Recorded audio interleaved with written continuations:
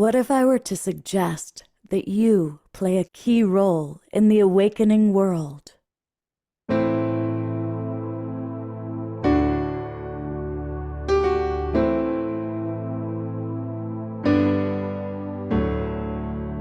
that you are watching this because you have heard the call.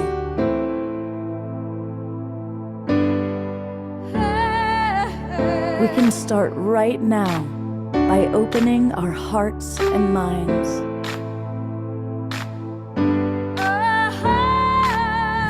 Welcome to the awakening world.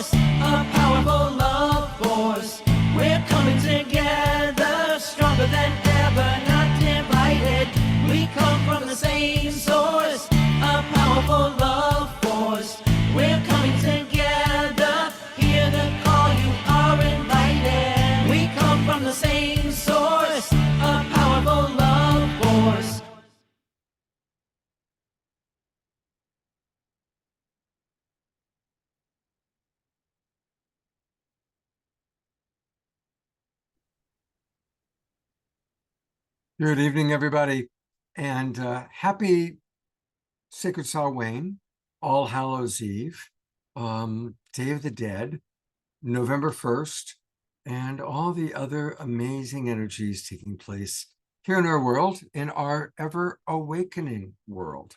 I'm Love Coach Scott Catamas, and it is a Wednesday night edition of the Awakening World. I want to welcome all of you that are in our Zoom room. And I really want to say a big hello to all the people watching on Facebook, Conscious Awakening Network, Humanities Team, Alan Steinfeld's YouTube channel, our own YouTube channel. Our statistics are showing that more and more people are watching us those ways. And a big thank you to John and Summer Raymer with the Sign Network, who get us out to up to 150, sometimes even 200 Facebook groups and pages. So thank you, John and Summer, for getting us out to so many people.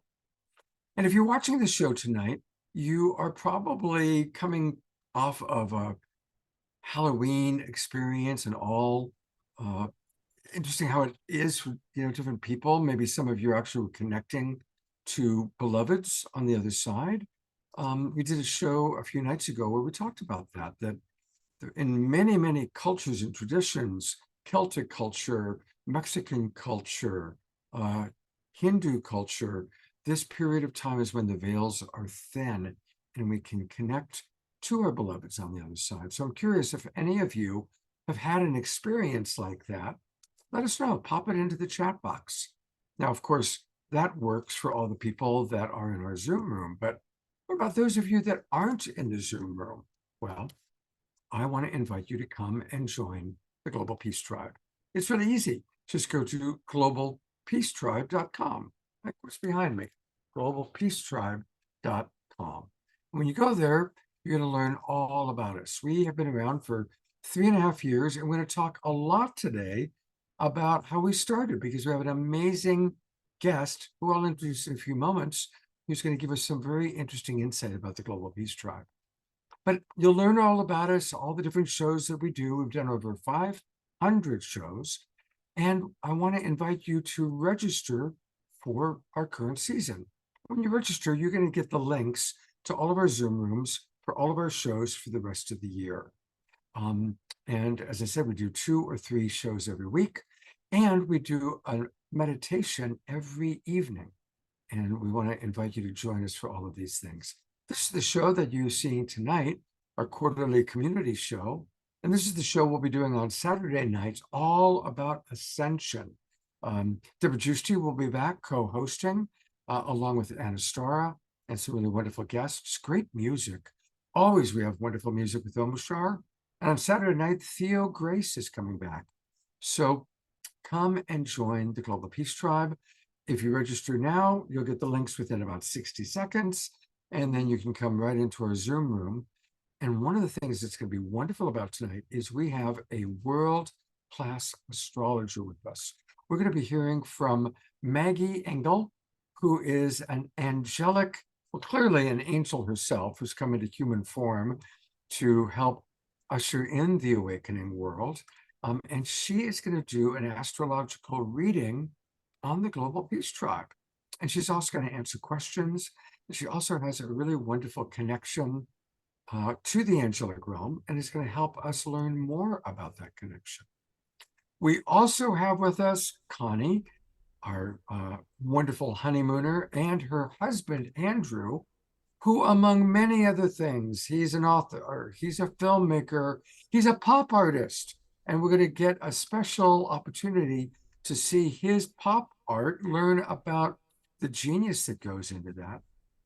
And as always, we love to start our shows with music, which means, yes, he's with us in his brand new cotton shirt, celebrating the winter of Colorado that has arrived, with a new backdrop that we have not seen before. Take it away, brother, co-pilot Omashar.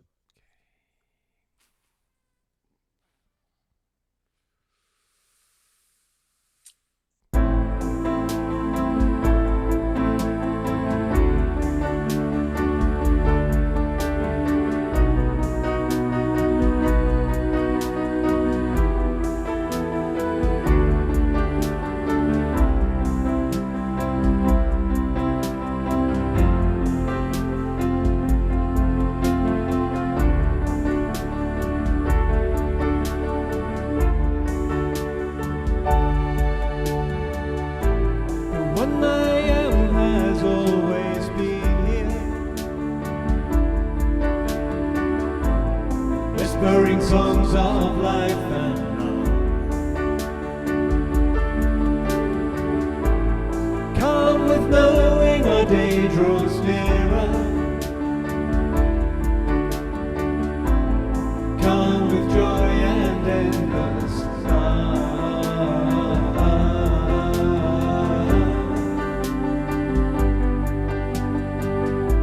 And sacred dancing breathes our heart song. Silent yearning keeps alive. A union blessed before beginning, and preordained beyond all time.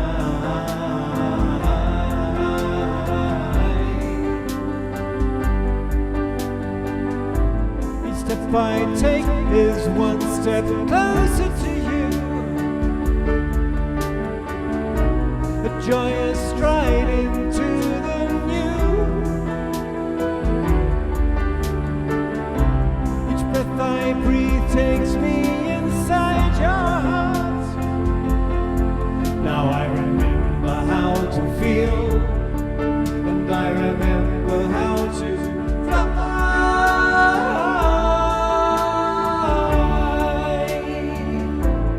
When I am fly.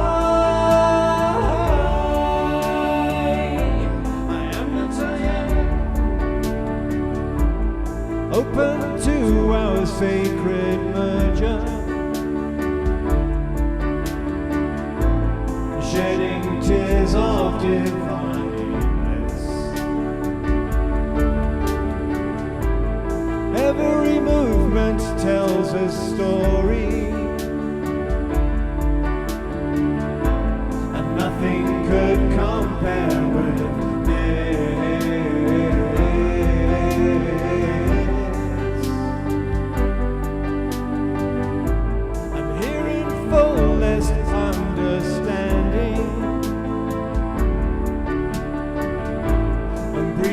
light through every word. Our lives become so undemanding, and finally seem finally heard.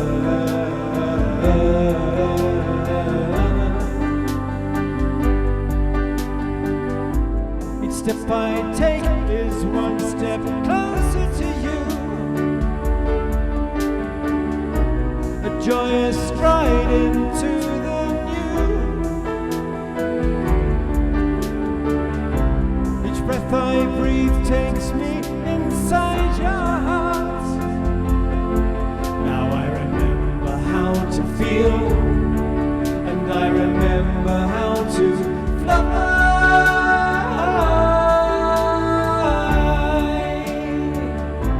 The one I am, fly. I am that I am. I am that I am. The one I am. The one I am. I am that I am.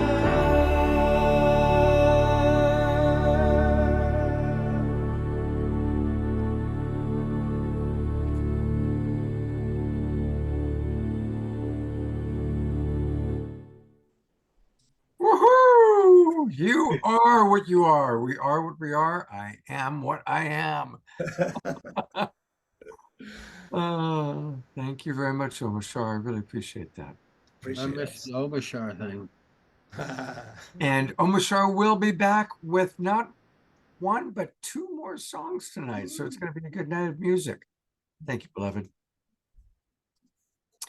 Well, while I was in Ashland, Oregon last week, I saw my good friend Greg Magic Bernstein. Many of you know him. He's been on the show a few times. We had dinner together, and he was telling me all about the great love of his life. And I always love hearing that people are in a great relationship, and Magic's a great guy. And I've actually been his coach, coached him through a previous relationship. And he was just talking about how wonderful his girlfriend was and what an angel.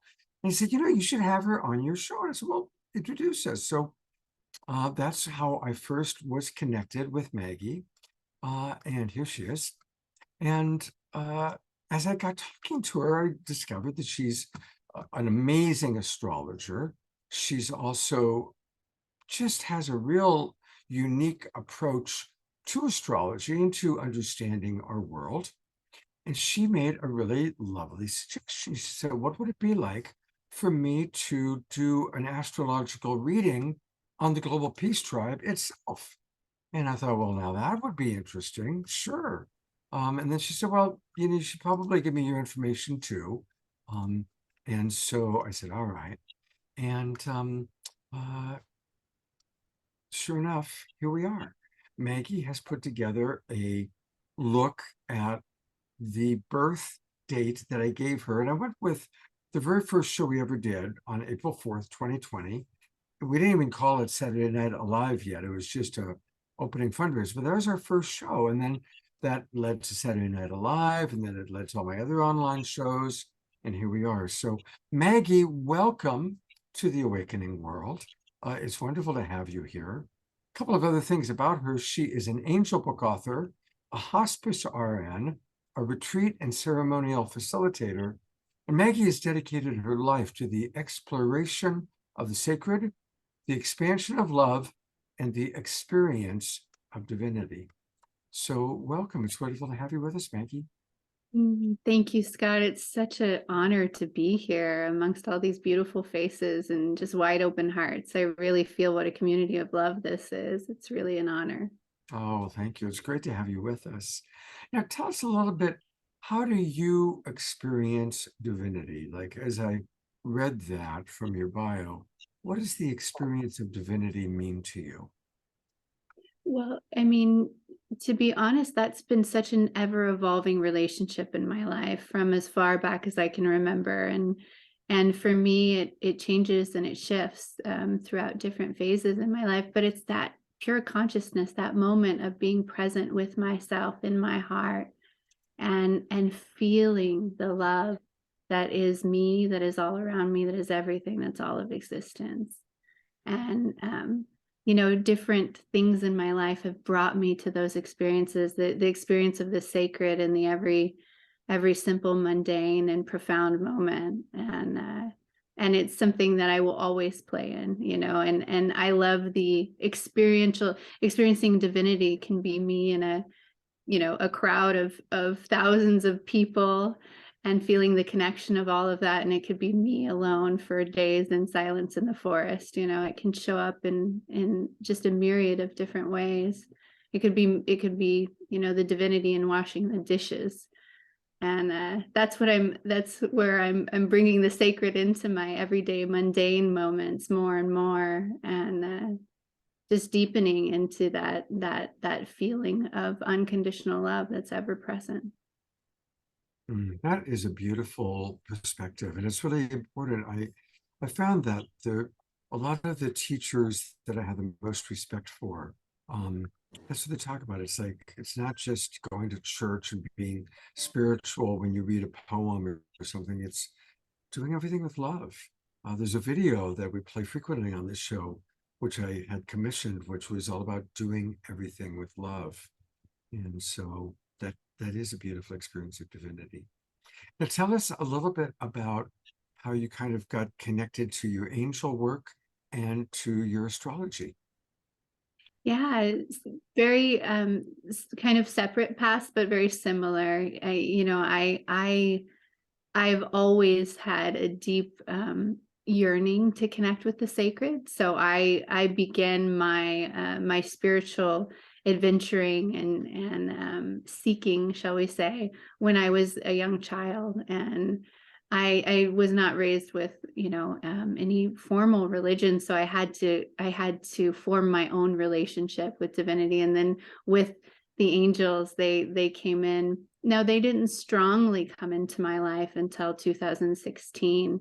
And that's when they kind of knocked me upside the head. And during a really profound cranial sacral section, actually, I had Archangel Michael and Archangel Raphael show up and perform an absolutely profound mystical healing that had all of these incredible synchronicities involved. And from that moment on, the angels really started working.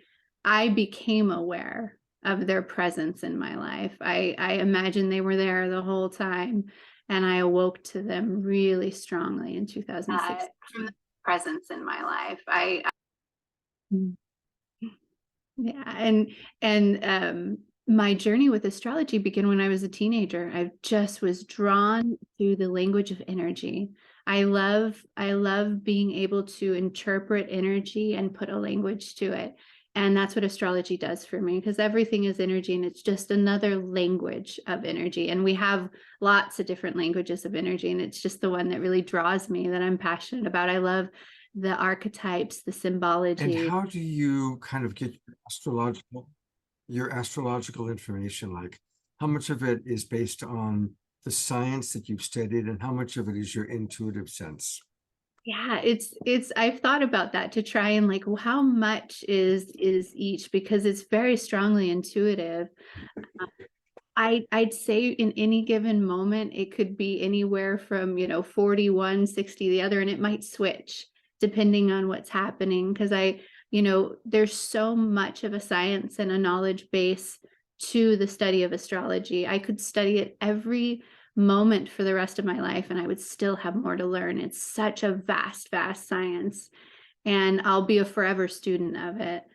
And it unlocks my intuition. It unlocks my psychic senses. I can not have much of a sense of something, and all of a sudden I can look at a chart, and it can unlock all of these psychic downloads for me. So it's both. It's really my astrological readings are both very much the science and the intuition. Wow, wonderful. All right, well, I'm excited. What did you find when you looked at kind of the astrology of the Global Peace Tribe? Yeah, it's really beautiful. And I love being able to look at organizations, institutions, events, and then the relationship between things, right? That's what is really beautiful, to have your information, because you're, you know, the Global Peace Tribe was born from you. It was a creation. It was one of your babies.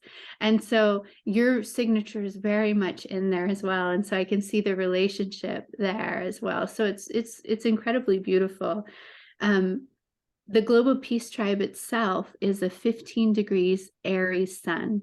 Now, I use a system of astrology. I'm a Western astrologer, and I use it's called a step system. One of my main teachers in astrology is a wonderful man named Christopher Witecki, and he channeled in a step system for the degrees. So it's an even more finite understanding of the astrology. So the degrees play into a big part of what I read. So at 15 degrees of Aries, 15 is the degree of Venus. It's the degree of being open to, it's the degree of harmonization.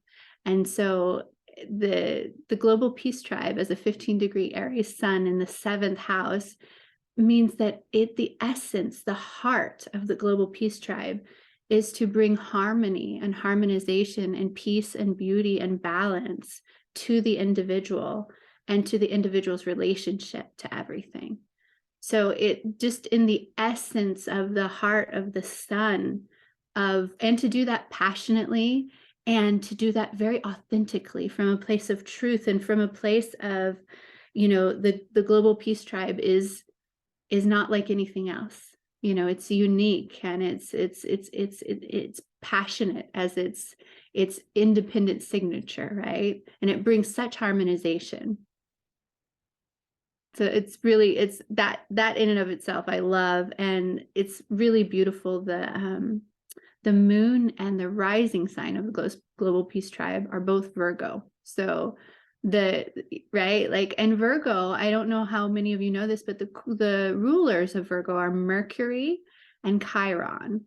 And Mercury is the teacher or the communicator, and Chiron is the healer. So the body of the global peace tribe brings healing and teaching to the world. And the emotional intent of the global peace tribe is the moon sign is 2 degrees in the 12th house. So it's about connecting to the emotional body, nurturing and nourishing with the energy of divinity, the collective. So there's so much in the chart of the global peace tribe that is about healing, that's about teaching, that's about communication, that's about nourishment and nurturing, and having this really high level devotional teaching. So it's really profound. And one of the things that's I think the most significant.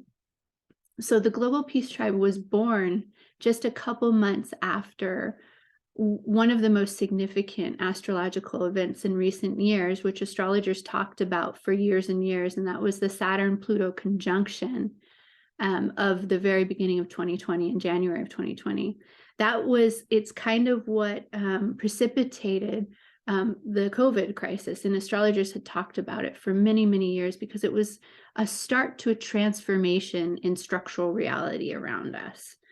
And then we also had Jupiter move into this area, which expands it. So on the birthday of the global peace tribe, we have Jupiter conjunct Pluto in the 4th house. So what this means is that there's expansive emotional transformation of the inner self and the emotional self that's brought about by the global peace tribe. And it brings with it a deep wisdom and understanding and knowledge, because the asteroid Pallas Athena is there as well. So it brings in this expansion of wisdom and this ability to deepen in intimacy with our deepest parts, our inner child, and to bring, oh, I'm sorry, my kitty wanted to say hi. All kitties are welcome, definitely. This is Luna. Oh goodness. I apologize. She doesn't like being kicked out. She's a real kitty. That's Luna. I thought I'd gotten all the pets out of here. I have 2 cats and a dog. No, it's great. It's my dog is right here, so totally awesome. So the massive transformation that is available to people by engaging with the global peace tribe, it's a transformation of belief systems, of old belief patterns that keep us in not in emotionally expansive places, right? So there's this ability to emotionally transform, deepen in intimacy with ourselves and our relationships through engaging with the Global Peace Tribe because of this deep transformation. And it's also the responsibility of the Global Peace Tribe to bring a higher healing frequency to the planet of the heart. That's shown between Saturn conjunct the divine feminine healer Chariklo at 29 of Capricorn, and Mars is there. So there's all this like built-in healing passion. And then the way that your chart interplays with it is really, really fun, Scott. Like it's your Mars connects with the angelic energy of the Global Peace Tribe. So you standing in directive action, leading the Global Peace Tribe elevates the angelic energy and brings about more angelic harmonization into the deeper unconscious, subconscious parts of the collective, because the angelic energy for the Global Peace Tribe is helping to work on the parts of ourselves that we aren't fully aware of, the unconscious and subconscious. And so you bring your interaction with it and your leadership with it brings about more of that transformation and more of that stimulation of that angelic energy. Does that resonate? Oh my God, I mean, my heart's like, because of course, as you saw in the video, the purpose of Global Peace Tribe is to inform and to inspire. And of course, these are such challenging times globally and very challenging for most people. And it is important for us to have authentic inspiration. And I love what you just said about how our angels were there to help guide us. And for me, they help us to see beyond or experience beyond our human experience, which is usually limited and uncomfortable, or often uncomfortable. So that's music to my ears. It feels really beautiful. Thank you. Yeah. It's there's so much connection between you and the Global Peace Tribe. It's really beautiful. Like the south node of the Global Peace Tribe. We have what's called the south and the north node. And the south node is where we're coming from. It's like where we incarnated from. And the north node is where we're headed to in this lifetime. And the mission, part of the mission and the legacy of the Global Peace Tribe is to bring this high level, to leave a legacy of deep nourishment and nurturing to the masses. And the inception point, the south node point, though, is your heart. It's your sun. So it was born from your heart, and it's moving to a legacy of like nurturing and nourishment for the collective. It's really sweet. There's lots of little connections like that are just very, very, very sweet. There's one thing that I'm really, really enthused to share. And so number sequences, right? Like I see them all the time. I'm sure you guys see them all the time. I've been doing charts for years. I've done hundreds and hundreds of charts. And I don't see very many number sequences because the degrees always have minutes to follow. So like the sun sign of the Global Peace Tribe is 15 minutes and 43 seconds. But I think I've maybe seen 2 or 3 number sequences in charts before. It's not a normal thing. And when it happens, it's usually very significant. There's a reason, there's a focus of energy. And so in the system that I follow, the number 1 is the number of love. So it's the number that's associated with Leo, with creation, with passionate inspiration, with the heart, with love, unconditional love, right? And Venus in our chart, Venus it's the divine feminine energy. It's where we experience pleasure. It's where we open up to receive. It's how we harmonize and find grace and beauty in the world.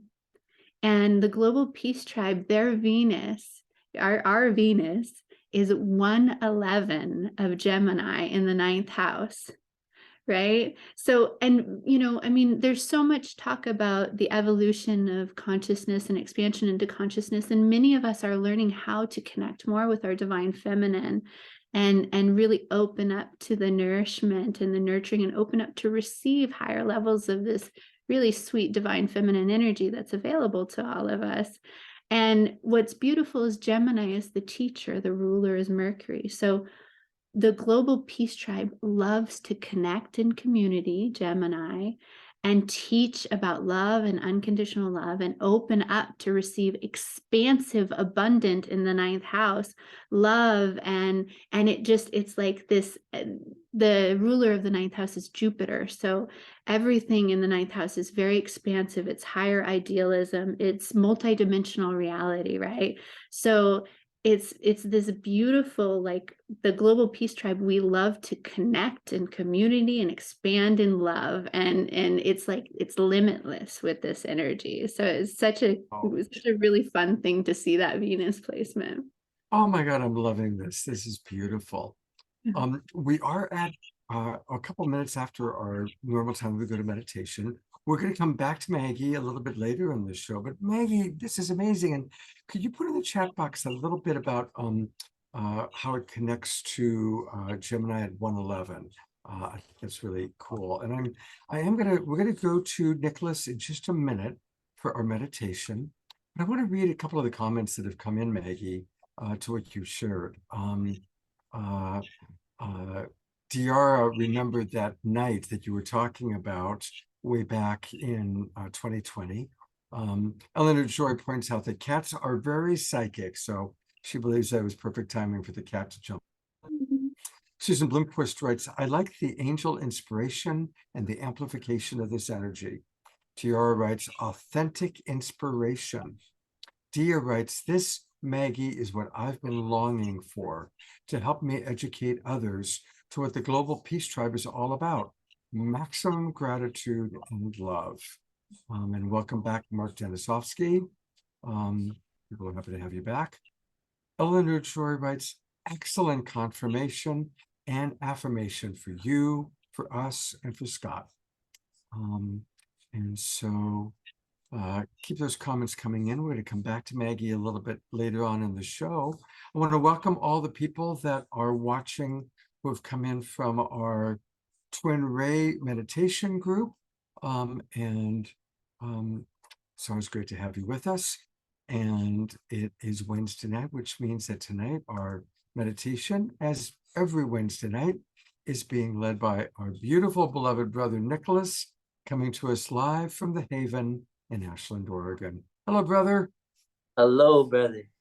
Good to be with you again. It's always good to have you with us. And I'm turning it over to you. Okay. Thank you very much. It's always so grateful to have this opportunity to hold this space. And we'll take the inspiration of this beautiful wisdom sharing from beloved Maggie, and we'll show up to do the work and what the global peace tribe is all about, to live it, to be it. And so as she was sharing and what the global peace tribe stands for, what its path is in its life, the energy signature, so to say. And a meditation came of inspiration. So we're going to use the pointer finger, the Jupiter finger, as well as the thumb to create a triangle, and sit that triangle right in front of your heart center. You can curl the other fingers into the palm and be precise with allowing the palms to face forward. And hold that posture. Begin to let the eyes soften down. Find a length in the spine and take a deep breath in and a full sigh out. Twice more at your own pace, fully in and a sigh out. Once again.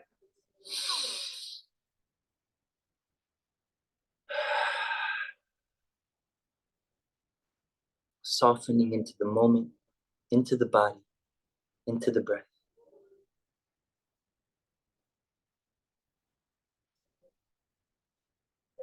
And with the breath, we're going to begin very precise rhythm of the breath. Through the nose, we'll inhale deep, smooth and steady. And as you exhale through the mouth without any effort, you're just going to let the breath glide out. Let the air just wash over the lips, barely crack the lips open. And repeating this cycle like so. In through the nose, breathing in deep. And through the mouth, very effortless, graceful exhale. Continuing like so. In through the nose, out through the mouth. And as you do, on your inhale, begin to invoke the intention. Breathe in all the love of your heart. All of that warrior spirit that you have. That compassion, that kindness that you are. Breathe that in. And when you exhale, let that energy symbolically just blanket the earth. Send this love out. And may all of our breaths blanket this earth with this blessing, with this peace, with your intention, with each exhale. To breathe in that love. Breathe in that warrior spirit. And exhale the grace, the peace, the compassion. Holding the vision of what is true. Continuing like so.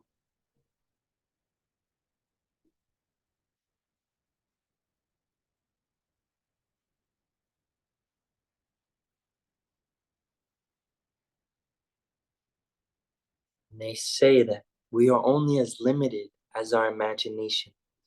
Dream big. And let that love that you are, that we are, harmonize and spread across the earth. May we be an example, an embodiment of peace, of love. When the world needs it most, may we shine our brightest.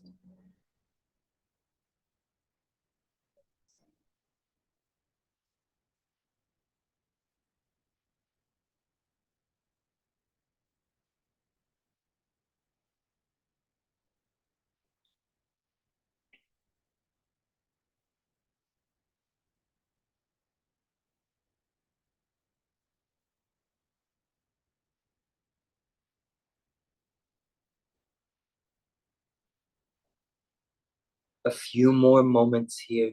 Be very intentional with that breath in, breathing into that heart. Really light up that heart like a sun. And then shine it out, radiate it out with each exhale. A few more rounds. Cherish this moment with all we got, fully present. Breath after breath, praying our hearts out.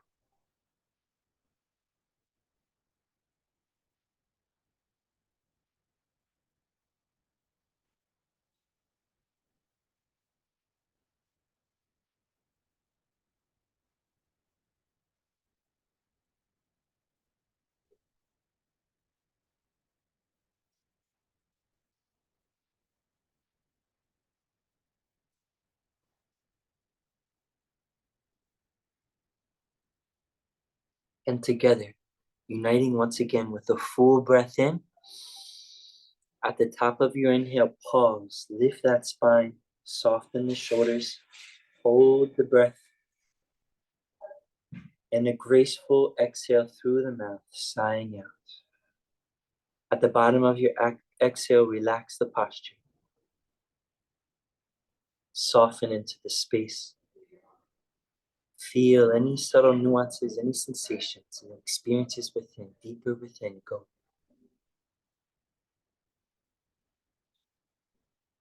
Feel the flow of the breath.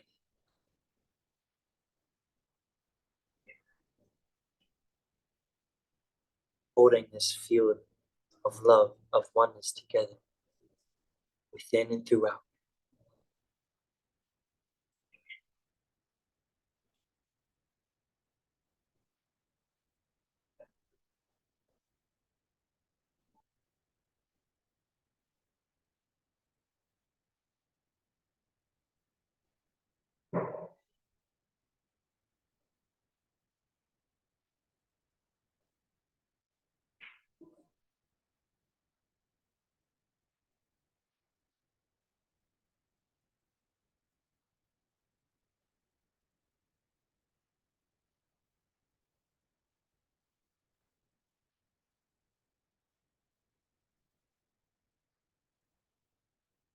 practice of remembering and the art of returning. Remember who and what we are. Again and again, return to that truth until there's nothing left but that love, that truth, whole and complete. For this is the way, peace within, first and foremost, doing the work within, and then sharing it.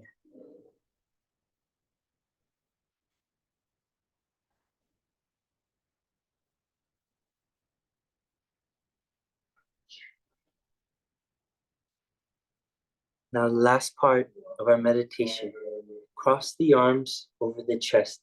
Let the hands come into the armpits. Let the elbows rest down upon the hands. And give yourself a big hug. Any stress, any worries, any disturbance, wash away. Ground it in. Taking one more cleansing breath together. Fully letting go and trusting in the divine.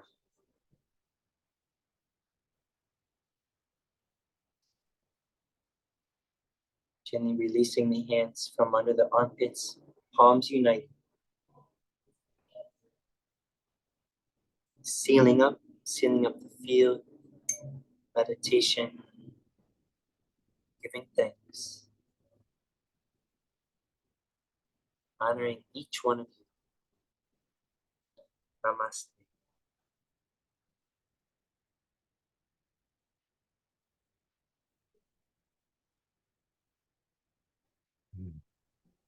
All right. I'm going to go to gallery view. Let's all twinkle and appreciate beautiful brother Nicholas. He just does such a wonderful, wonderful job for us each Wednesday night. Thank you, Nicholas. Thank you so much. Have a Sylvia evening. wrote that the gong behind you looks like giant angel wings. So that's kind of a beautiful way of seeing it. Thank you. And a reminder, everybody. Whoop. The best buddy here. Andrew's always the same.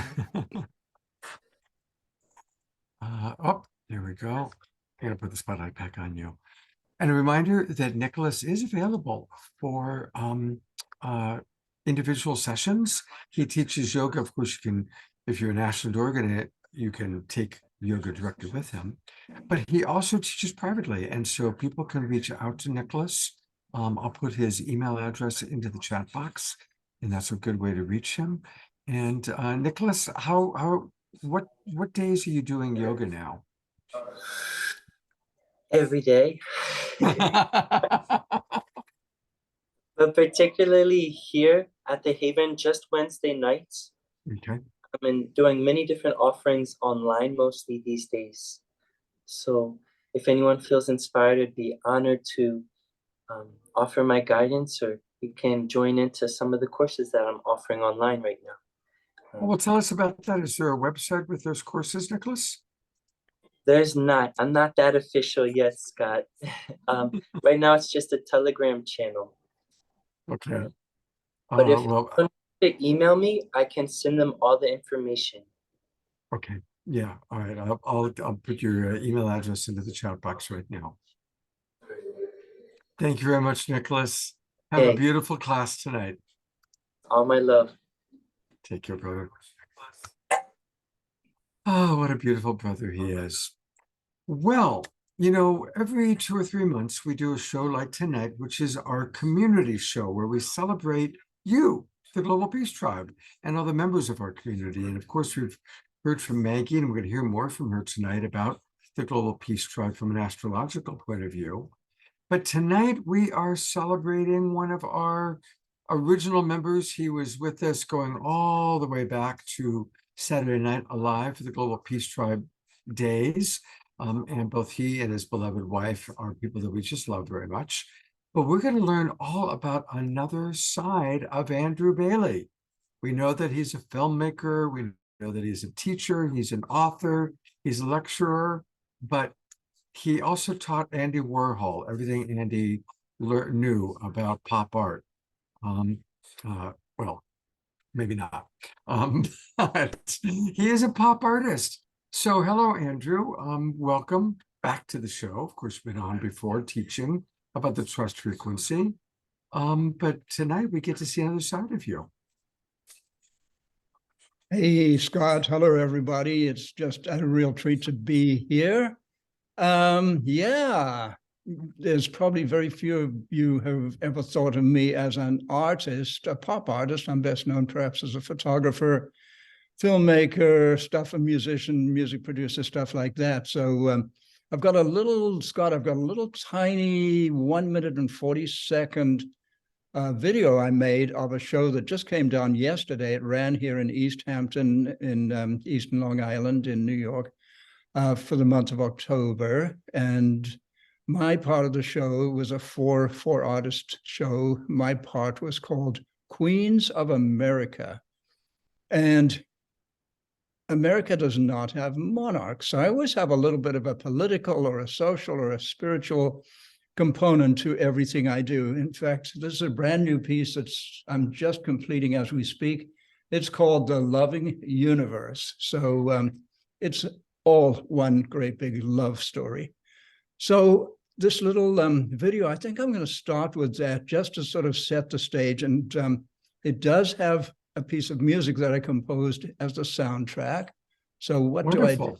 And Scott, can I go right ahead and do that? Yeah, go ahead and screen share. Make sure you optimize sound. And what do I do? Optimize sound for video, right? Exactly. Optimize for video clip. Okay, let's give it a shot. Here we go. This first image you'll see is the Queen of Sheba, and there's a whole bunch of other queens, and some of the queens are male, some are female. Andy Warhol was a famous cross-dressing drag queen. You know, there's all this sort of stuff. So here we go. I think, share. And play.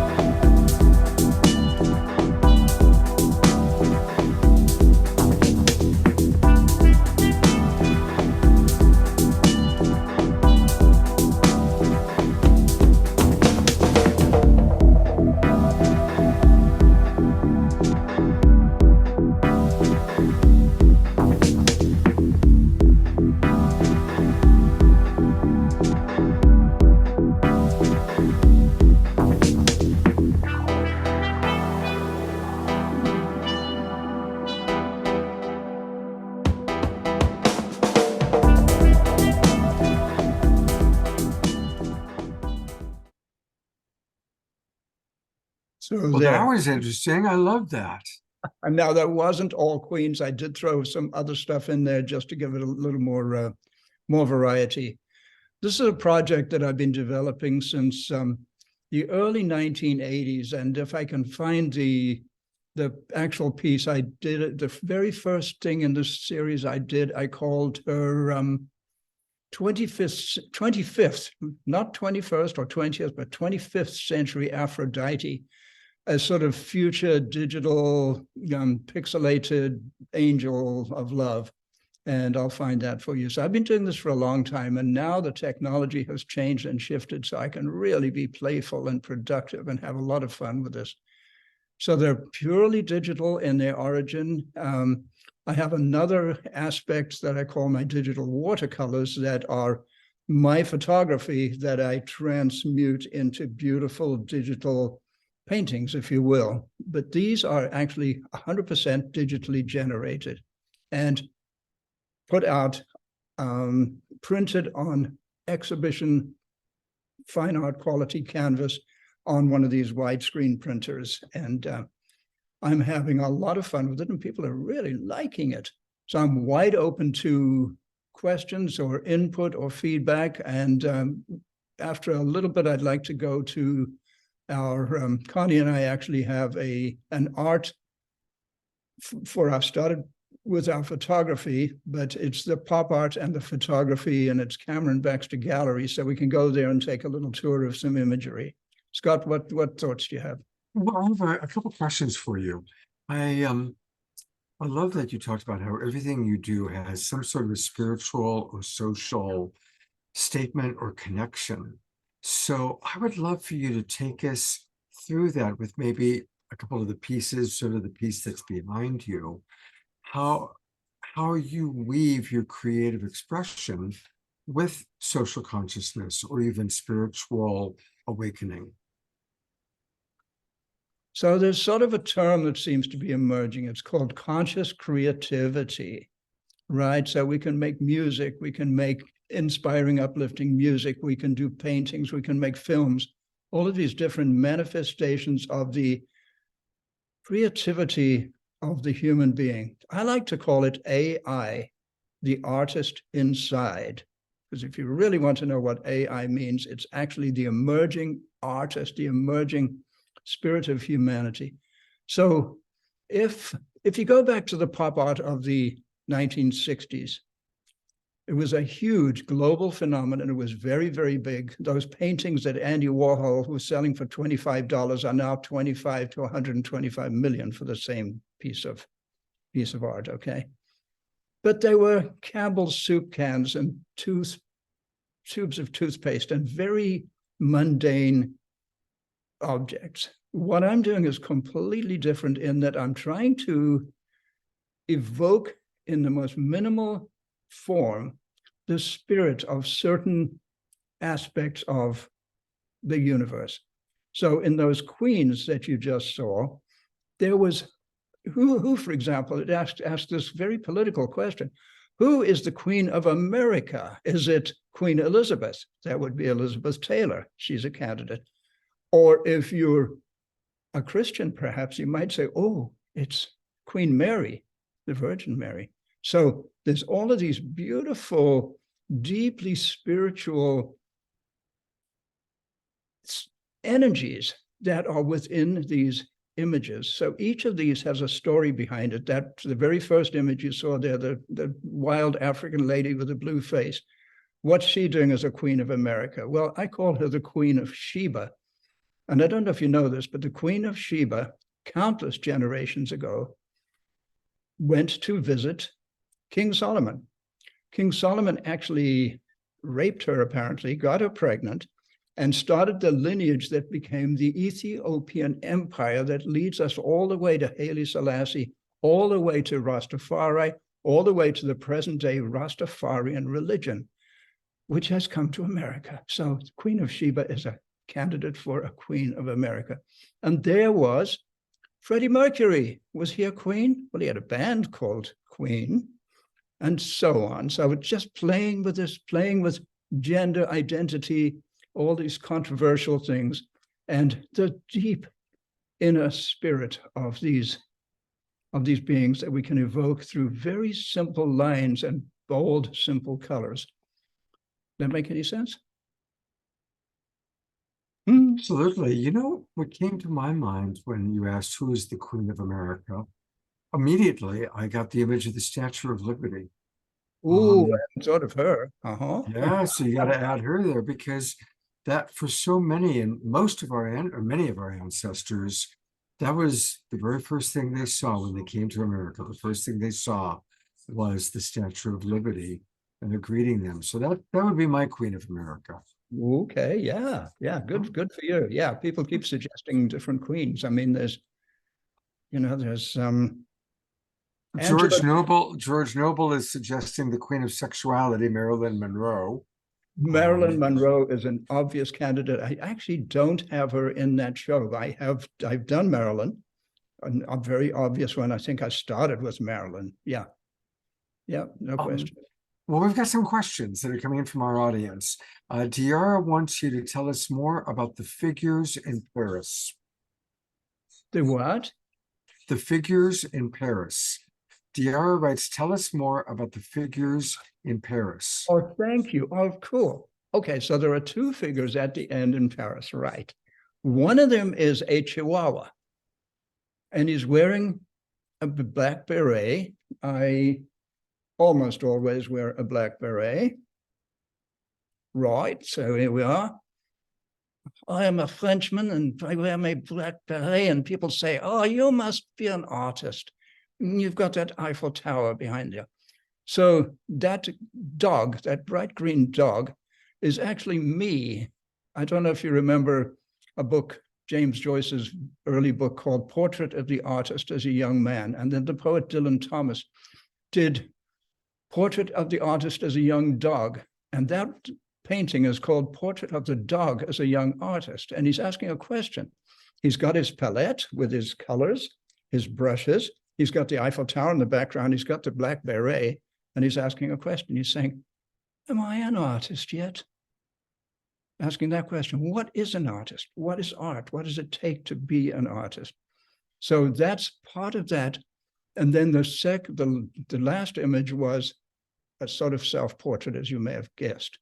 So there's a whole series I did, and I'd love to share it with you at some point. It's kind of funny. I get into very comedic things. I have a character who came to Paris in the year 1620, just as the Mayflower was sailing across the Atlantic. This UFO, the spaceship, dropped off this intergalactic anthropologist, ethnographer, in the grimy streets of Paris, and said, just blend in with the locals, take a lot of notes, and we'll be back. And they left him there. And he tried to blend in with the locals, but he had a problem. His skin was chartreuse. It was bright green. There's no way he could blend in with the locals except after dark. So he became this nocturnal character. And the only creature who would come close to him was this cat. So he bonded with this cat. And a whole story, I think it might be a children's book. Anyway, that dog, that Chihuahua, started out as a cat, mutated, decided to want to be a dog. It's very silly, absolutely silly, because a part of pop is that pop is fun. It is bright. It is laughter-inducing. It's heart-opening. It's joyful. That make sense? Absolutely. There's a lot of comments coming in right now. We're going to go back for a moment. I'm going to get to a couple of other questions in a moment. But Dia Therese writes, wasn't the Queen of Sheba, Nefertiti, in an earlier lifetime the mother of Akhenaten? I don't know, but maybe you know about that. I don't either. I only know. Oh, and one thing that's interesting is in the website, I have little stories. Sometimes they're out of Wikipedia telling you who the characters are and what their history is. Oh, that's fun. Sheba traveled. She was like the queen of present-day Ethiopia, and she made a journey to King Solomon and was impregnated by him. And that's all I know about it, and returned pregnant. That was Susan Bloomquist writes, Susan writes that there is a story that Queen Sheba took the Ark of the Covenant back home to Ethiopia. So that's interesting. No, I haven't heard that. We have a couple more. We have a couple more nominations for Queens of America. Sylvia suggests Michelle Obama. And Diara suggests Michelle. Yeah, you've done Michelle. Does And Barack Marion. Don't forget Marion Williamson. She's a candidate. That's right. Diara suggests Taylor Swift, the Queen of Young Teens. Yeah. I've got Beyonce, because I was trying to be culturally diverse as well. This is good. This is very good. All right, we have another question.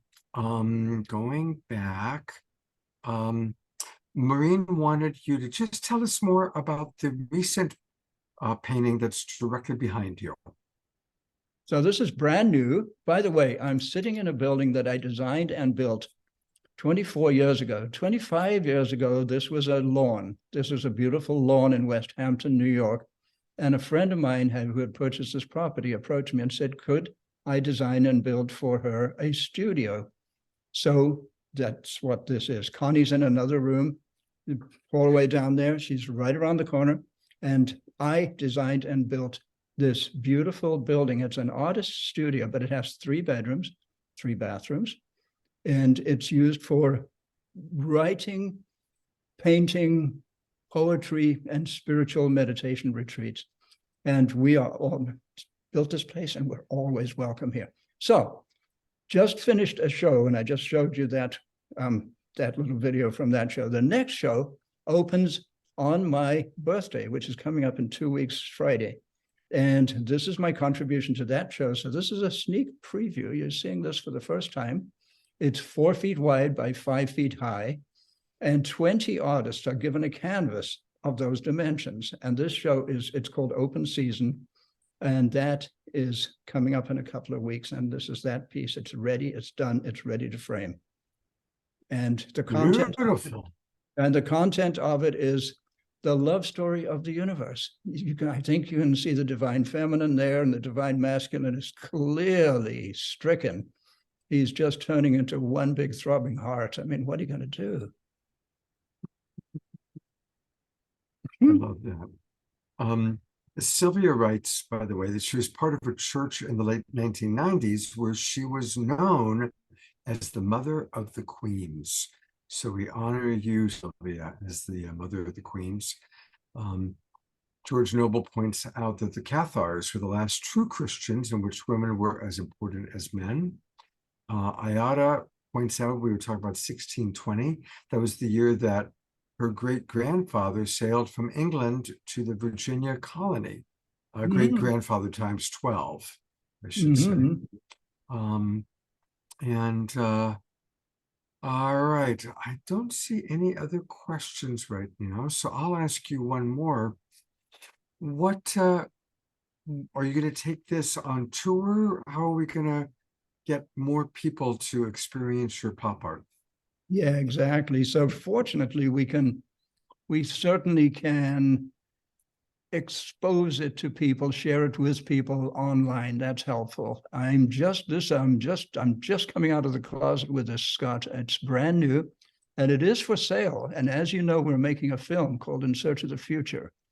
And this is part of my fundraising strategy. If I can sell enough art, if people will buy these paintings, and we can spend it on making this beautiful film, and I think there's a lot of people in this show who know exactly what we're talking about there. I'm trying to find the website. I think I'll open that up. Scott, did Connie put the website in the? Yeah, she put it in, so I can open it galleries, up. Yeah, exactly. So let me open that up for us, and we'll take a look. It's Cameron Baxter Galleries. We're going now to Cameron Baxter Galaxies. Ah, you can see where my head is at. Cameron Baxter Galleries, not Galaxies. Right. And you are providing a 20% discount on people's first order. Yeah, so click that away, that discount. Yeah. And that first one there, that's the Queen of New York. It's based on a transvestite I ran into one night on the streets of Manhattan. I love it. Very, as you can tell, exceedingly exotic being. I'm going to go to the Queens of America. Here you go. There's Maryland. Since we talked about it, so there's Maryland, there's the Queen of New York, Madonna, the Virgin, Frida, Guadalupe, grandmother circa 1915, the Queen of Sheba. And the last one is 25th century Aphrodite, 1984. Click on that one, Scott. Okay, I'm clicking on it. Look what happens. It's not opening. Let's see if it works up. I got it. There we go. Yeah. So that started out as a black and white photograph and was fed into a $150,000 one-of-a-kind custom computer graphics system at the School of Visual Arts in Manhattan. Big mouthful there, but those were the days. This is long before Photoshop, about 1982. And I came up with this very strange looking being. So I've been doing this for a while. Wow. Well, this is exciting. This is really exciting. And there's some new messages that have come in. I'm going to read those. And DR says, I love your music as well as your artwork. Maureen, our dear friend, says Andrew has been a designer and builder of houses and spaces, in addition to all the rest. Yes, I agree, Maureen. I'm sitting inside one, Maureen. Thank you. I'm sitting inside one right now. In fact, you were just in New Jersey at Newark Airport. about 70 miles from here. I wish you'd just stop by. Really, I'd love to share this with you. This place is fun.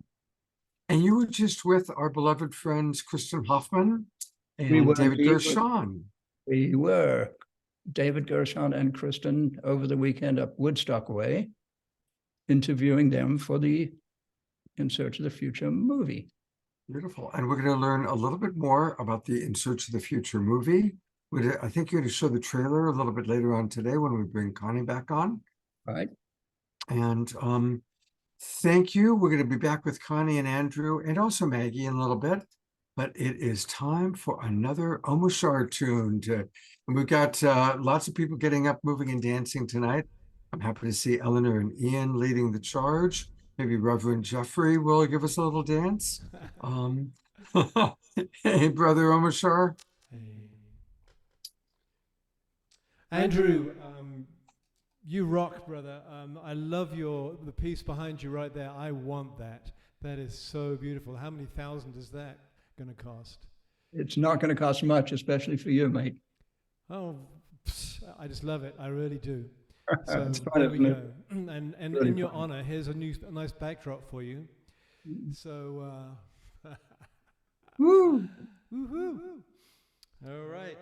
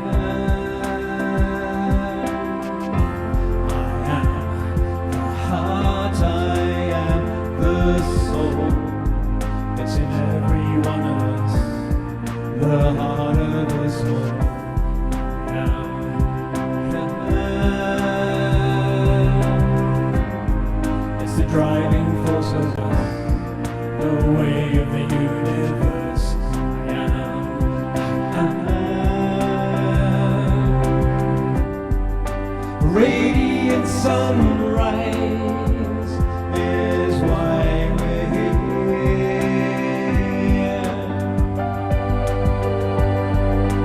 Heart streaming light into our atmosphere, where life is dear and love will free us.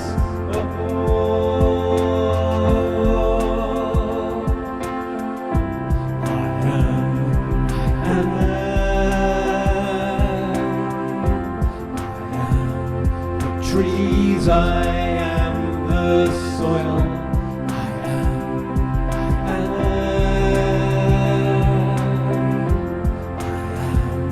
your heart, I am your soul. It's in every one of us, the heart of us all.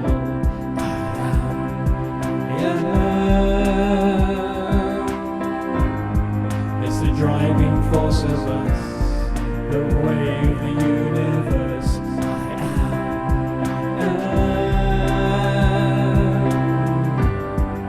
am. Radiant sunrise is why we're here.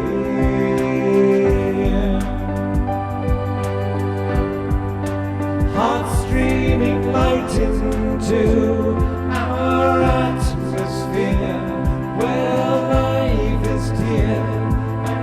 Love will free us.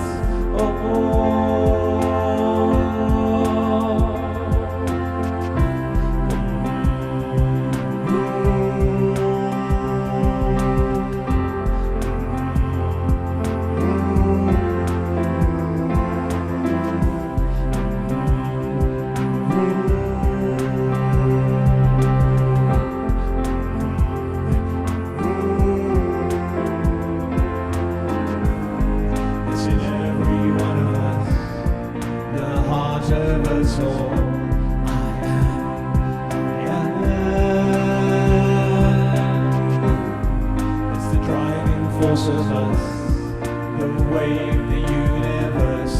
I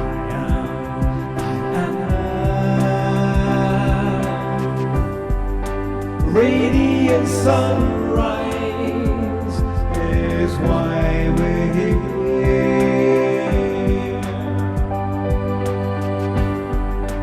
Hearts streaming light into our atmosphere, where life is dear and love will free us.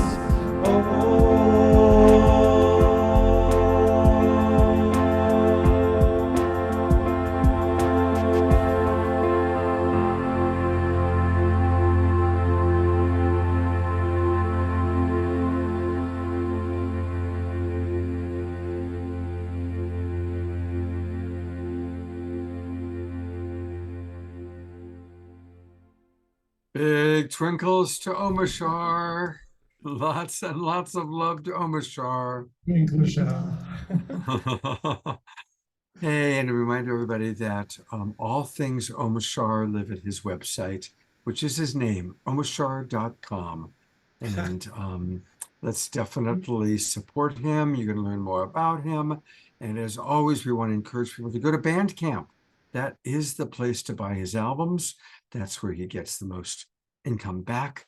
And his albums are also wonderful. I mean, those of us that are regulars, every single one of your songs, Omashar, is like it's the music of the Global Peace Tribe. It really is. And you know, when Maggie, in fact, this is a good segue. I'm going to bring Maggie on as well right now while we're still you online. I mean, you know, she's talking about the angelic energies. Well, you bring that angelic energy, Omashar, through every song that you play. Your music, the words, the lyrics are so inspiring. You know, the melodies are what we dance to and what we carry in our head for the rest of the night. But your words are so inspiring. Yeah, the melodies, the carry-away, the music. Yeah. So we can get in there. You can rap the most divinely inspired, heart-opening music in whatever genre anyone wants to listen to, and they'll hear it. They'll hear the music first, and they go, "Hang on, those lyrics are pretty interesting." And anyway, it's in through the outdoor. So there it is. Well, we love you so much, and we Thank appreciate you you. so much. Namaste. Yeah, absolutely. And Maggie, you know, this is your first time on the Awakening World. And you know, every show is a little bit different. Every show has its unique quality. Sometimes we have lots of guests, sometimes a few. But I'm sure that I'm curious, as you've heard a couple of Omashar songs now, and he does 2 or 3 songs for every show we do, and it's been doing that for 2 years now. So how does that fit into your understanding from an astrological standpoint of our Global Peace Tribe? Well, I love this question. It's really beautiful. It brings some of the pieces full circle. Both Omashar's beautiful, like harmonious healing frequencies from the music that you bless this community with, Omashar. So I'm so grateful. Thank you. It's really, really beautiful. And Andrew, your creations and the beauty and the healing that they bring into the community. There's so much creative energy in this community. The number 15, it really is about creation in community and creation for community. And as a 15-degree Aries sun, the Global Peace Tribe is, as they have their angel energy at 15 degrees of Scorpio. And then that Venusian energy is all about creation and harmonization as well. So there's this, it really is all of the creations that come from the community and from the connection of the community that are shared here really are such a rich part, and they're the essence that kind of weaves that harmonization and that peace and that beauty and that connection through the community. So it's like the creations and the creative energy that's born from the connections of the community that are born into the community all go to elevating the frequency of the collective, right? Like it's this as I touched on a little bit earlier, like part of the soul mission of the Global Peace Tribe, part of like the dharmic mission of this community is to bring in high, expansive, healing love frequency and vibration to the planet, and to do that with passion. And it's that passionate inspiration that comes from this creativity that's born from our heart, right? And born from the heart of each of the members, because it's that airy, like it's, it's a community and a collective. And yet every single individual in this community holds such a beautiful healing creation that goes to the collective vibration of the community. Does that resonate? Did I say that in a way that made sense? Absolutely. I'm going to bring Omashar on for that. And yeah, Yes. as you were saying it, I was reminded that during one of Omashar's song that he just sang, at the exact moment he was talking about being the bright light, there was Jerry Anderson. I'm going to put the spotlight on you, Jerry, if you hear this. And there was Jerry, and he had his arms up like this, right? Bringing in the light, bringing in the love. Jerry, by the way, Maggie is one of our most beloved members. He is a monk who is the steward of 10,000 acres of pristine land in Puerto Rico, and a beloved member of our Global Peace Tribe. And at the exact moment that Omashar was singing that, the lyrics had just fit, and there was Jerry, bringing down the light. It's so beautiful. And Maggie, you were talking about 15 degrees, and my ears pricked up because my birthday is on the 15th of some month. And I thought, is there any correlation there, or is it just... I always want to make the correlation between the birth dates and the degree, but there isn't, except for the essence of the number, right? Like the essence of the number 15, you still carry in your signature, even if it's not the degree of your sign. And it's this beautiful, it's using 15 breaks down to a 1 and a 5. And so it's unconditional love with that 1. And that 5 is communication. And so it's how we communicate, speak, sing, share the rich unconditional love vibration, and that nets to a 6, and 6 is the harmonization. It's divine feminine energy, it's beauty, it's grace. It like weaves in harmonization to everything. So it's like the energy of what we communicate, what we sing, what we write, what we speak, what we create weaves in this harmonization energy. Beautiful. Thank you. Perfect answer. Thanks. I would love for you to tell our audience more about how they can cultivate their own unique relationship to the angelic realm. Because I know a lot of our people do have angelic experiences, but I think some would like to cultivate more. So what can you share about that? Absolutely. I'm so grateful for the opportunity to share about my relationship with the angels. And I've really deepened in my relationship with the angelic realm since 2016. And I get consistent messages and direction and guidance and so much love from this. I see angels as, it's this frequency of love that's here. And they're always available and wanting to help us with the most simplest to the most complex things in our lives. So, I can ask for a great parking spot and I get one, So the consistent message that I get from the angelic realm is there's nothing too small and there's nothing too big. And one of the ways that I like to connect with them when I'm feeling a little disconnected is by those simple things. Like I call them in simple ways so that I can feel them and I can reconnect with them. And, I talk to the angels like I would talk to, a friend. I don't think there needs to be any formality to it. And we also can be as formal as we want to. Sometimes I get deep in ceremony and I get really formal. And what I'm consistently told from the angelic realm is to just open up the dialogue, just start talking.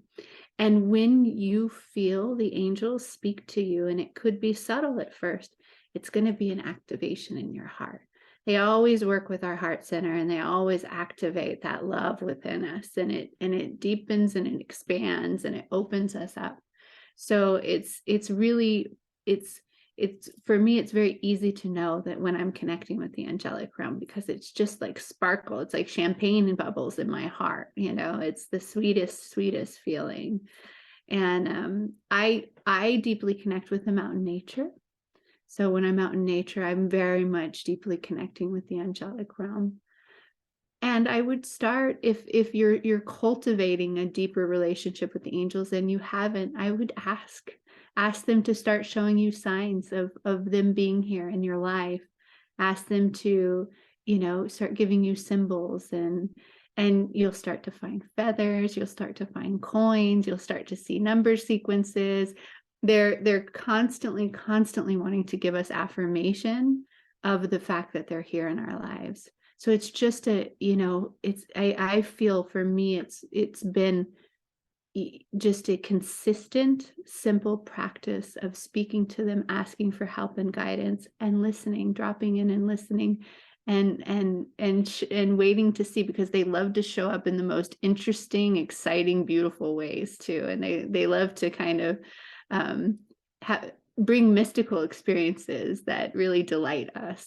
I'm sure many of you have had encounters with angels that bring such delight. It's really that beautiful energy. I'd love to ask people, pop into the chat box your angel experiences. We want to hear about that. One of the things that came to mind as you were talking is that when we are wanting to connect to the angels or archetypes, it's really, really important for us to allow our imagination center to open.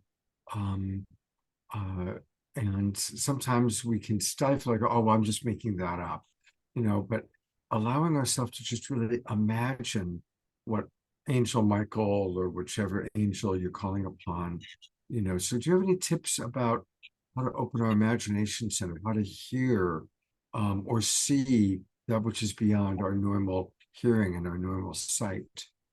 Yeah, I really love this question, Scott, because I've been working with people who have profound spiritual experiences, and I myself have had profound spiritual, mystical experiences with the angelic realm, with the cosmic energies, and beautiful beings like Saint Germain and animal spirits. And the thing about it is, when you hear when we describe these things, they're so profound when they happen, and yet they can be very subtle as well. Like, we have to open up to the subtlety to start to hear it. And so don't discount the subtle. When the subtle comes in, look towards it, feel it, imagine maybe it's not me that's saying it. Maybe it is an angel. Open up to the possibility. Stay really open in your present moment, and play a little bit too. Maybe it is yourself, talking to yourself, and allow yourself to play in that. It's flexing a muscle of communicating with the multidimensional reality. And so, playing in that and staying open to the subtlety that exists. And the more that you stay open to the subtle, the more profound that the experiences become. At least it's been my experience. It's been really incredible. Beautiful. Well, there's something else I wanted to talk to you about. Maggie also is a hospice nurse. And boy, if you're going to leave this planet, can you imagine anybody more wonderful to just help guide you out? So I'm just imagining you've guided many, many, many beings out, or help them to prepare for the big journey of leaving the body. How does your hospice work and your connection to the angels juxtapose? It's very interesting, right? Because I'm in the traditional Western medical world, in a role as a nurse, and it's I take all of it with me. And some of my, some of the patients that I serve are open to, to talking about the angels, and I feel it, either and sometimes they broach the subject of the angels, and so sometimes it's something that I speak about with my clients and we connect deeply over it, and their family members.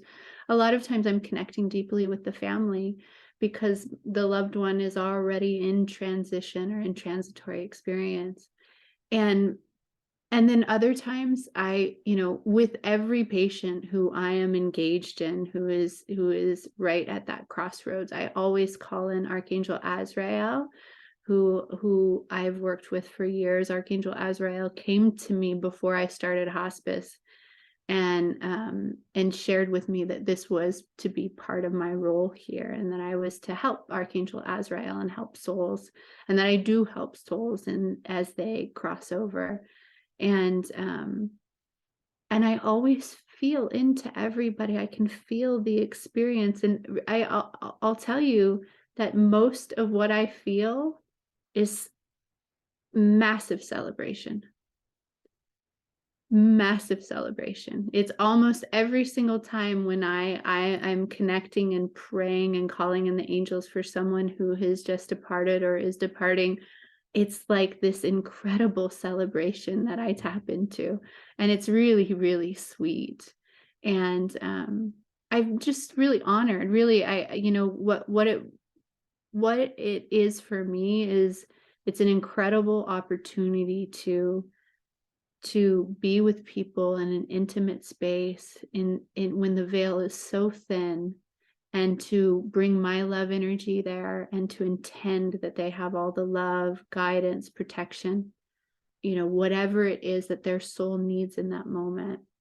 And it's such an honor to be able to do that. I'm humbled, I'm consistently humbled that I get to have these experiences in life. And really, I do what I tell everyone to do, is just talk to the angels, to just call them in and to ask for their help. They know what to do. I don't need to direct them. I'm going to read a couple comments and then we have one last question for you, Maggie. Ayada writes, I agree about talking with the angels as though they are dear hearts connected with us. And I often turn to Archangel Michael for support, guidance, and protection. I learned a few years ago to send out a request to Spirit in advance for perfect parking karma, and 99% of the time I get perfect spots. So that's pretty cool. And then Diara writes, I've had angels shapeshifter into human form to protect me. So grateful for them. Thank you, thank you, thank you for my life. They gift me with feathers all the time. Thank you, Maggie. And then our last question for you tonight, Maggie, is from George Noble, and he asks, Maggie, have you looked at the United States chart, wondering if there are any insights there about what lies ahead for us here in the United States? That's an amazing question. And I have studied the United States chart. The one thing that I'll share that's very significant right now is that the United States has been going through its Pluto return. So Pluto is the planet of death, transformation, rebirth. It's the energy of the phoenix rising. So when we have a significant Pluto transit, it's telling us that what is not meant to move forward with us in the evolution of consciousness will die or be transformed, right? And Pluto has a 240-year orbit. So we'll never, unless we have a massive technology that changes in our lifetimes, we will never have a Pluto return as individuals. But the United States has just completed its Pluto return. Literally 2 days ago, Pluto moved off of 27 degrees of Capricorn and will never be at that point again in our lifetimes, not for another 244 years. And so what that means is that we're in the final stages of the United States letting go of all of the structures that have been built in society that keep us in old paradigms, that keep us constricted, that keep us in paradigms related to patriarchy and related to that aren't expansive and aren't love-based, that aren't moving forward in human evolution. And we, as Pluto transits the last degrees of Capricorn, we're going to continue to see changes in the big structures of reality. And by big structures, I mean financial, the corporations, the companies, the actual things that have been built, government and society, right? So we're transforming. The United States is deeply, deeply transforming right now, and it's not done. It's in process. And so it's beautiful to watch. The thing that about Pluto is that it just won't let what's not meant for us to move forward. So we can be sure about that once we come through this period, that what is not meant for us has been transformed or has fallen away. Well, speaking of transformational, we're going to go to your website. And when you pull it up, it says Transformational Spirituality. And her website is her name, Maggie Ann Engel, E-N-G-E-L, MaggieAnnEngel.com. Awaken to your true essence. So Maggie, obviously you do private sessions for people using intuitive astrology, transformative coaching, and you also lead retreats. Tell us a little bit more about all the services that you provide. Yeah, so I love to share my love work and do readings with clients. I do, most of the readings that I do focus on what your energy signature is, whatever focus you're interested in, and then what's happening currently in the planetary energies in the cycles in your life, and how you're growing and evolving and shifting, where consciousness is directing you to expand, right?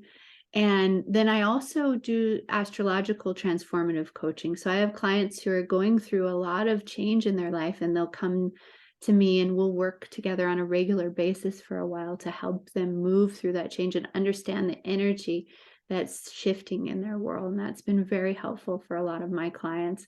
And then a lot of my clients I see on a semi-regular basis. They come see me every few months for an update. Yeah, I love that. And then I offer private retreats to Mount Shasta that include all of my love work, my miracle yoga, my astrology, my ceremonial services, and I do those one-on-one or with couples. Then I also have beautiful business partners. I have 3 beautiful spiritual business partners, and we have a company called Isvara Luz, and we are just a beautiful group of women who's here to help elevate in the consciousness, elevate in the pure consciousness of the divinity that each one of us is, and to help guide, coach, teach those that we serve through that. So we do global retreats. We had a beautiful, incredible retreat in San Miguel de Allende in March of this year. And our women had really quantum level frequency changes after this retreat. So many of them have shifted what they're doing. They're elevated more in what their heart dreams of. They've begun businesses, begun new healing practices, shifted their focus in their current businesses. So it's really beautiful to see them having incredible expansion in their life. We do something different too. After our retreats, we follow our women. We have a once a month mastermind group with them where we get together and we work on ourselves and what we're expanding in. So we all have different healing gifts, my business partners and I, and we also offer local workshops. We had a workshop for the equinox. We'll have one for the solstice here where we do a live streaming event. And it's in person as well here in Grants Pass. So it's a hybrid event, which features my miracle yoga, and my partner, Meta, beautiful angel from Denmark, is a precision energy healer. So she has incredible modality of energy healing that is highly effective at shifting frequencies in the body and helping to lead you into a heart-brain coherence. We're offering another retreat in April in San Miguel de Allende. We're planning a luxury retreat on a small cruise line. We have a lot of things that we're rolling out, and we have a platform that actually rolls out next week, November 6th. So on the platform, we'll have different offerings. We'll have my astrology offering for each new moon and full moon. I do a ceremony for each new moon and full moon that will also be there, which you can collectively participate in ceremony, and I'll have a way for you to intend your own personal ceremonial sacred energy as well.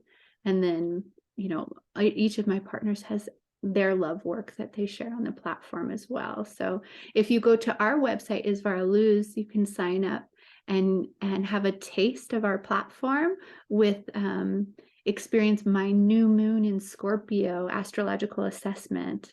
So you'll gain access to that, because my astrological assessments will now be available through our platform. And I'm actually have been showing the website. It's spelled ISVARALUZ. Is Vara Luz. ISVARALUZ.com. And of course, people are asking, what does that name mean? What is that name all about? I love that there's questions about that.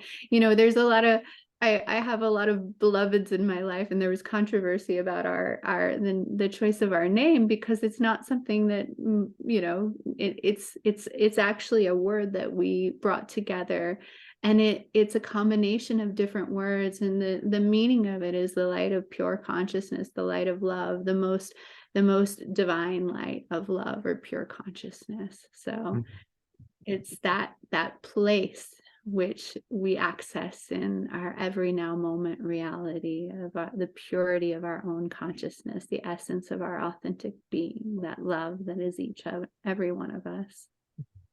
Maggie, that is you. You clearly carry that consciousness in such a beautiful way. And it's wonderful to have you as the newest member of the Global Peace Tribe. I'm delighted to get to know you. I'm so happy for my friend Magic to have such a wonderful partner that you are. And I would love for you and your collective to come back and be on the show sometime. You would love that. We would absolutely love that. And I know that you would love all three of them. They're absolute beautiful angels. So that would be really such an honor. So we'll do a show. We'll do a show with you and your collective. That'll be really fun. Beautiful. Thank you so much, Maggie. Thank you, Scott. Thank you. And stick around. We've got a little bit more. We're going to have closing. We always close with an Omashar song, but we're going to go back to the honeymooners. And they're on a long honeymoon. And of course, I'm talking about Andrew and Connie. You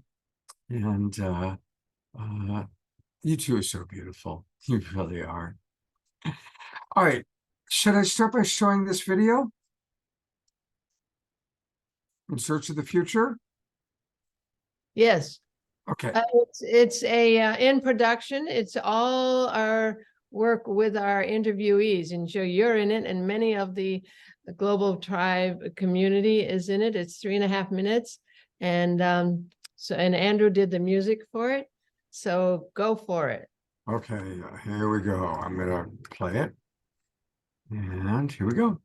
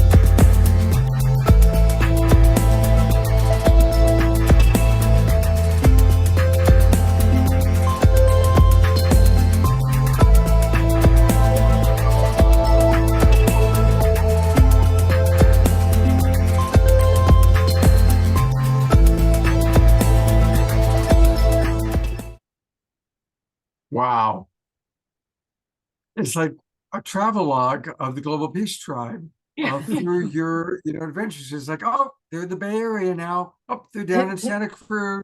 Oh, now they're up in Sebastopol. I could literally, because I know where all those different people are located. And of course, probably 80 or 90% of the people who just have been on this show over the years. Absolutely. And these are the world changers. These are the changers, the high vibe change makers that are going to be in our film. Where we've done a 12-minute teaser, and we're working on the film, and we're looking forward to getting to Australia to bring in the Aboriginal wisdom. And we're doing fundraising for that. I put a link in the chat for various funding opportunities, because we have a 501c3 fiscal sponsor. Rita Marsh is the Center for Human Flourishing. So a donation to them over $250 is a win-win-win, because one gets a tax donation, one benefits the Center for Human Flourishing, and one benefits our film and us getting to Australia. So that's that.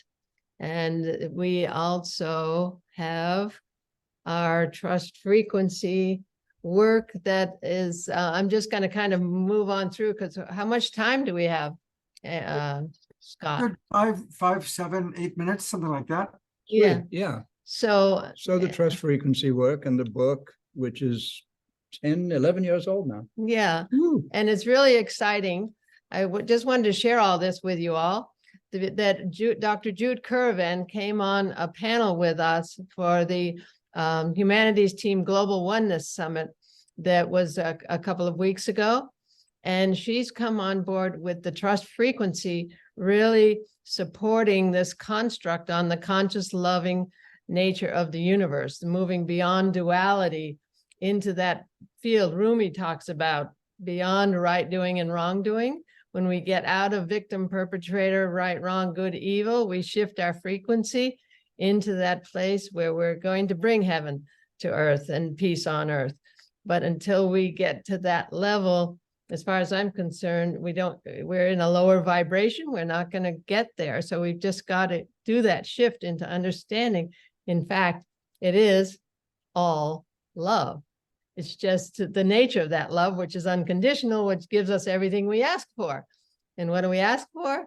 How do we ask? It's our consciousness. So we've got the whole framework with that. And we have online ebook that is the Conscious Loving Universe that I put on earlier. I put a link to it with Andrew's, his pop art, the Conscious Loving Universe. Anyway, that's that part. And what I'm putting in the chat. Oh, so I'm putting in the chat an unlisted video of our panel with Jude. And so take that link. It's unlisted at this point because it's a recording from the Humanities Team thing that's just available on Humanities Team platform. So that unlisted link will take you to the panel with Jude. And so that's really exciting. And then there's one more thing, which is, and has to do with America. Okay, and Maggie was so wonderful expressing that divine destiny of America, that the with the Pluto thing and everything. I'm not too into astrology, but you really expressed what I know to be true, and that has to do with America's promise to the world. What's in our freedom documents is a promise that we've made, that the founders made, that they saw this divine destiny of humanity. It's really the evolution of consciousness of humanity that this country is dedicated to becoming. And it is a process. We aren't there yet.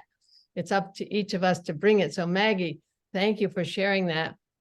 And we have a forum that we're doing on Humanity Rising, the 2 days before Thanksgiving, with Pilgrim scholars and with Native Americans and Pilgrim scholars and physicists, and it's sacred activism on the origin evolution, and realization of the American promise. So what we have to understand is the founding of this nation with the Mayflower separatists were the first spiritual sacred activists, and Andrew's written a novel to bring this into play. We have a first 50 years project that we have been doing for decades. And so this forum on Humanity Rising is the 21st and 22nd of November. And it's going to bring in the fact that the Mayflower Pilgrim separatists were key social, spiritual activists standing up to the King of England and saying, hey, guess what? We're intended to relate directly to the divine through our conscience. And they committed treason to do that. And then ultimately ended up here on Turtle Island and lived in peace and friendship with the Native Americans for 54 years in a spiritual alignment, because the Native piece has to do with that as well. The Native way of being is a direct connection to the Creator. You act according to your instructions from the Creator. So we're bringing a whole evolutionary look, and we're revising revisionist history, because revisionist history has totally trashed that time of year. I mean, that time in the history of America, that origin story. And so it's just really important that we get that straight and really open our hearts to that spiritual beginning of this nation. And Thanksgiving is actually just exactly what that was 3 days of intercultural celebration with 50 surviving Mayflower folks, half of whom died the first year, and 90 Native Americans, 90 plus Native Americans, 3 days of celebration, of gratitude. So we just need to bring that into the heart and knowing of our people to get us up and out of this low vibration of separation and all that this country is enmeshed in. So There we are. so there. I so appreciate all the different things that you guys are doing. And we did a show with you all about the real history of Thanksgiving. We did that a couple of years ago. So I'll put that up and put that link into the chat box while Omashar is playing the Oh, final. sweet. Yeah, I'd love to see that too. But it's so important, and it's time, and Jim Garrison is recognizing that and giving us this 2-day forum. And we're bringing the sacred activism, how to become a sacred activist, with Will Keep and Dr. Jude Curran is going to be on it too, because they're physicists to show us what the importance of sacred activism is and the principles of sacred activism. So it's a 2-day forum. And Chief Phil Lane is going to be on it. He's bringing a prayer, and he's going to speak his big, broad vision and prophecy of the human family coming together. And Kevin Deere. And Kevin Deere from Mohawk. But yeah, our brother Chief Phil Lane is going to honor us with his presence on the 2nd day. A lot of people watching are, of course, part of the Twin Ray community, and Chief Phil Lane was just had this big event over the weekend in Mexico. This is that Shekinah sent me. You can see. Wow, that's a great shot. of the Twin Ray, and this is Phil just as he's about to light the fire for the evening, and so and the 8th fire, they built it. They lit the 8th fire, which is the next phase, which is the next fire of humanity, evolution of humanity. And a reminder that the event that you guys are doing is November 21st and 22nd. This 2-day forum. The link is in the chat box, but for those watching on Facebook, tune into Humanity Rising. They're colleagues of ours. We love them.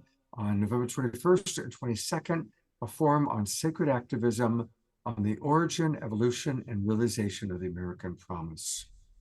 Thank you for that so much. Connie, Andrew, I know that we'll be seeing you. You're on a lot of our shows. Thank you for all that you're doing to help create our awakening world. Well, thank you, Scott. You're just a phenomenon in all that you're doing. And we bless Wonderful. you, Thank you, Scott. precious one. I'm going to read a few comments from all of you. Maggie just wrote, beautiful Connie and Andrew, thank you so much. I don't know exactly in Mexico where that was, but there were indigenous elders from all over who came. Our friends Pato and Antoinette were there, the twin Ray were there, and that took place just this last weekend. And Charlotte points out, yes, it's the fulfillment of the 8th fire prophecy that this weekend that just happened took place. I'm scanning. Beatrice writes, all of our awakening world must hear what you, Connie, and Andrew and Maggie have said tonight. Absolutely. George Noble appreciating everything that took place. Eleanor Joy talking about when she was living in Ireland back in the 90s, she heard that America would be leading the way into a new divine path. And Maureen pointing out Humanity Rising is from I was in trouble saying it, Ubiquity University. That's a tongue twister. George points out that Pluto corresponds to, or perhaps appears to cause, transformation, which of course is death and rebirth. So lots of links, lots going on in the chat box, a lot of appreciation. Always appreciate Reverend Jeffrey letting us know all that's going on with the Humanities Rising. International Space Federation. And yeah, thank you there. Thank you. I need to eat some dinner. There it is, Humanities Rising, solutions for Andrew and Connie. And then Jeffrey always puts in what's going on. And I'm going to read one last thing. Tonight, it's November 1st. And this is right now, actually, the night that the veils are thinnest. It's a good time to tune into our ancestors, to tune into our beloveds from the other side. I'll be thinking about my favorite angel, Suchi, who I was blessed to be married to. And my dear friend, Emily Oram, who I have been blessed to partner with in life, sent something that she wrote. Today and tomorrow, I honor my loved ones that have passed and the gifts that they bestowed upon me, no matter how challenging. May they rejoice and see the amazing work I have done to heal our ancestral line. May you take some time to celebrate your ancestors during this sacred evening. There may be a special connection or a healing that can take place as you open your heart, feel, and listen. Thank you, beloved ancestors, for the freedom and privilege you have bestowed upon us. May we all continue to align to our highest good so that we evolve this human mess into a haven of collective unity and love. One in which you will be proud, dear ancestors, and one in which we can feel good to pass on to our future generations. May the old, outdated programs that feed fear and separation die, there's Pluto again, so that we may be reborn into love. And I'll just add, may we all continue to contribute in our own unique ways to creating this awakening. And with that, I'm going to go to our beautiful beloved brother, Omashar, for a closing song.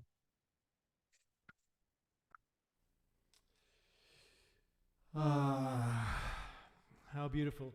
I saw you had your hand up, Mark, so you must have something to say. Let's play this song, and I have another backdrop inspired by Andrew again. Here it is.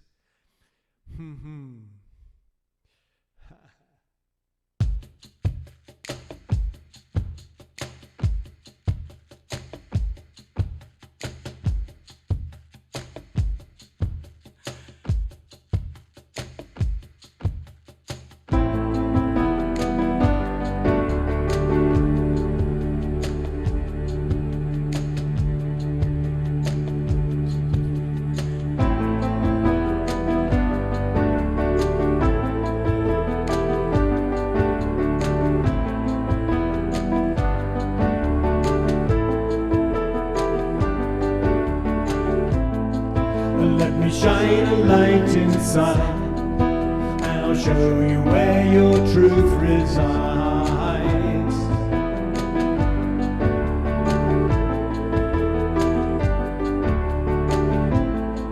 And lift your eyes up to the sky, and I'll prove to you that nothing dies.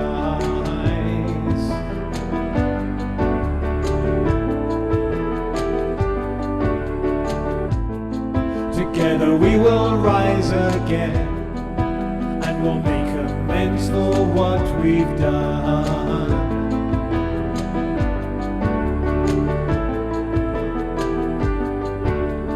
I know you hear me, so please do not fear me, 'cause I'm here to lift you, restore you to glory, and love you and hold you and be your victory. My child, I will welcome you home.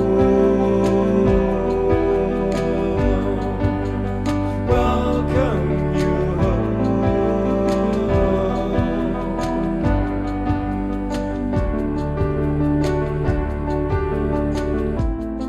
And let me take your hands in mine. As I look at you, your spirit shines.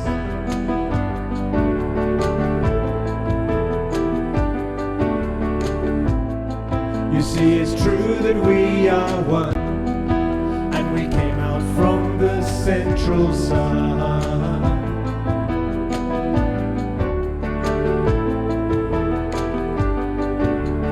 I know you hear me, so please do not fear me, 'cause I'm here to lift you, restore you to glory, and love you and hold you and be your victory. My child, I will welcome you home.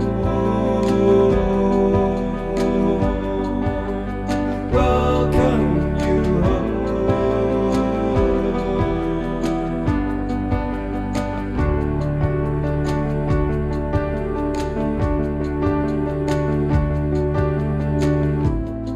So when you take a different view and you dream awake, breathe out the new.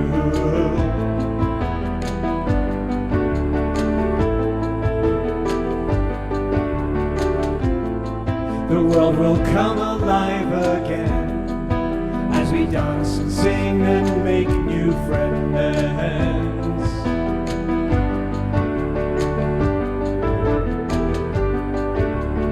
I know you hear me, so please do not fear me, 'cause I'm here to lift you, restore you to glory, and love you and hold you and be your victory.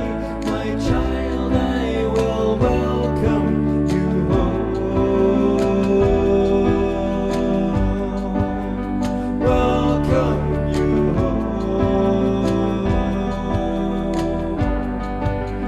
Welcome you home.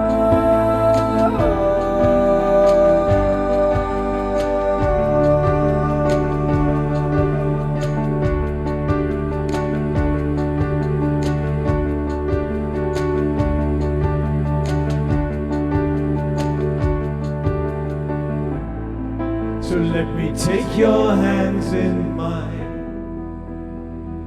As I look at you, your spirit shines.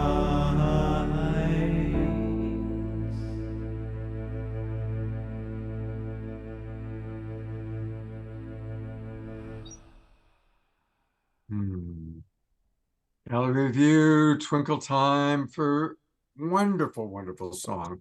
Absolutely, I think this is one of our favorite Omashar tunes. And I agree with what Susan wrote. She says it's one of my favorites. Absolutely. The lyrics are so profound and so beautiful. And Mark Denisovsky said, Omashar awesomeness. Absolutely. Marianne Edwardson is enjoying your pop art colors behind you. Maggie is loving your music. I agree, Maggie. It is so divine. And George, again, commenting on how beautiful those lyrics are. They really are perfect. Thank you, thank you, thank you. A couple things. This was provided. Charlotte and Jennifer are with us. We love them, coming to us from Canada. And this is something that Charlotte popped in the chat box, but I want to read it for our friends watching on Facebook. It's from Crazy Horse. Upon suffering beyond suffering, the Red Nation shall rise again, and it shall be a blessing for a sick world. This sick world is filled with broken promises, selfishness, and separation. A world longing for light again. I see a time of 7 generations when all the colors of mankind will gather under the sacred tree of life, and the whole earth will become one circle again. That's beautiful. Thank you. Very inspiring. And I want to remind people this Saturday night, we have a wonderful show planned. Deborah Giusti will be back as a co-host, along with Anna Stara. Of course, Anna Stara always does a big event around 11:11. So we're going to be preparing for that. Theo Grace, who's amazing, will be playing music along with Omashar and several other guests, all of whom are new. Michaela has been on before. She's an amazing wordsmith, and we'll be meeting new guests, Catherine, Katrin, and Simon. So please join us on Saturday night and invite your friends. Let's continue to grow our global peace tribe. I know I wasn't able to get to all of the wonderful comments that came in today, but I love how interactive it was. And one more time, thank you very much, Omashar, for blessing us with your presence and your music. Thank you, Maggie. Welcome to the Global Peace Tribe. What a joy you certainly are. And I look forward to having you and your collective on again. Connie and Andrew, thank you for all that you're doing for our awakening world. And then finally, you, our audience, those watching on Facebook and the different broadcast partners, all of you, thank you so much. Have a beautiful, beautiful evening, and I look forward to seeing you on Saturday night. Good night, everybody.